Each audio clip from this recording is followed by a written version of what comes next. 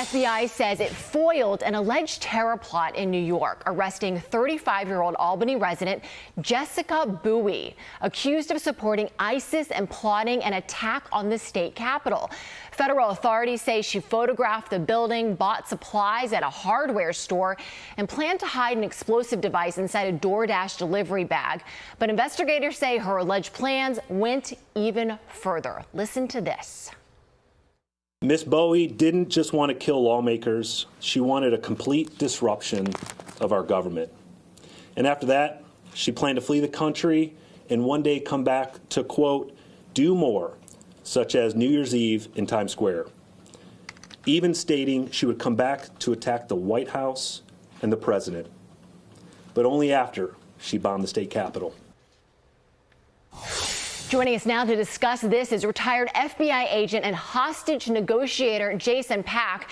Jason, when you get down into the details of these allegations, they are just stunning. Look at this in the New York Post, which says, quote, she also discussed her belief that jihad is an obligation and recorded herself reciting a pledge of allegiance to ISIS. Bowie chillingly admitted that she went from a little girl waving an American flag after 9/11 to now having stickers of the falling towers.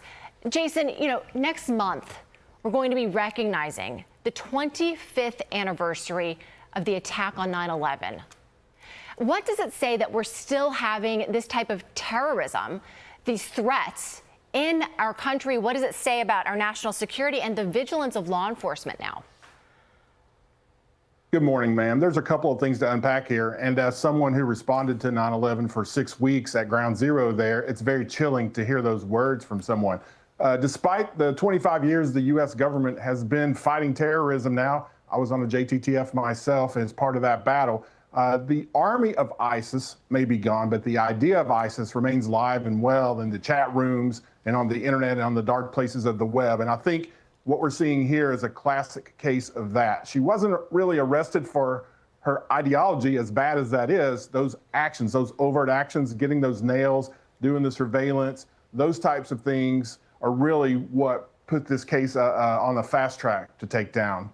Jason, just chilling, because we are also learning about how that ideology spread and reached this woman here in Albany. It was on social media. The investigators spoke about this also. Just listen to this and we'll talk about it on the other side. Approximately 5 years ago, she converted to Islam. And within the last 4 to 6 months, we believe that radicalization turned to mobilization. She had a lot of social media profiles and was prolific online, espousing anti-American beliefs. And a lot of her accounts were closed due to violations of terms of service. So, Jason, we are asking more and more questions of big tech and social media and what role it plays in our lives. What role does it play in spreading this type of harmful ideology? Is it helping track down these people, or is it actually infecting them and radicalizing them? Well, I think it's both. This case appears to be what's called an online covert employee that maybe initiated this case. There are undercover FBI agents and other types of officers in these chat rooms, but they do that legally and in close coordination with the U.S. Attorney's Office to make sure that no line is crossed as far as entrapment is concerned. So I think it's important to remember that. It's not just agents behind the computer and on the keyboards trying to trick people into saying, hey, do you want to go blow up a courthouse? Just the opposite of that.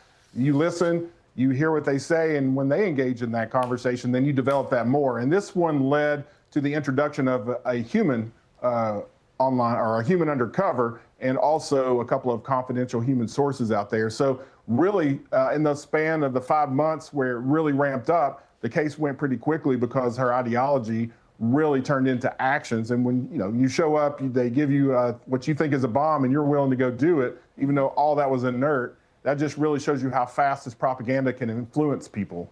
Yeah, Jason, I was taking a look at the criminal complaint. I've got it right here, and it describes the incredible work of undercover law enforcement that they undertook for weeks to identify her and talk to her about her plans. And that's how they uncovered what her intentions were with the state capitol here in New York. Jason, in our final moments here, just talk to us about law enforcement and the incredible job they did to thwart this would-be attack.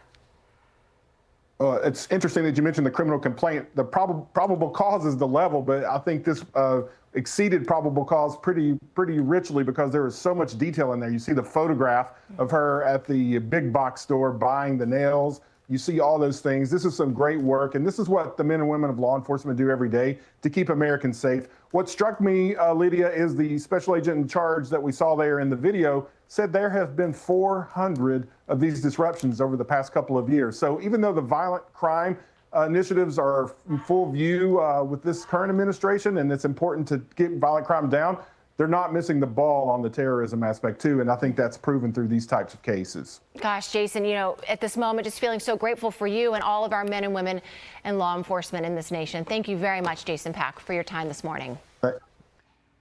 Be sure to like and subscribe for all the Fox News latest on YouTube and catch full shows streaming now on Fox One.